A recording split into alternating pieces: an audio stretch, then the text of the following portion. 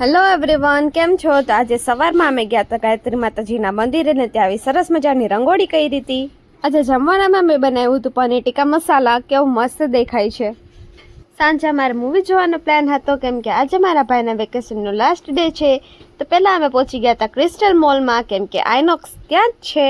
તો જો અત્યારે આઇનોક્સમાં એન્ટર થઈ ગયા ને આજે અમારે ગુજરાતી મૂવી ચણિયા ટોળી જોવાનો પ્લાન હતો. અમે ચણિયા ટોળી જ મૂવી જોવાનું એટલા માટે પસંદ કર્યું કેમ કે એ મૂવીમાં છે મારા પપ્પાનો નાનકડો કેમિયો. આખું મૂવી તો એકદમ જોરદાર હતું જ, પણ આ એનું last song, wow, it was amazing.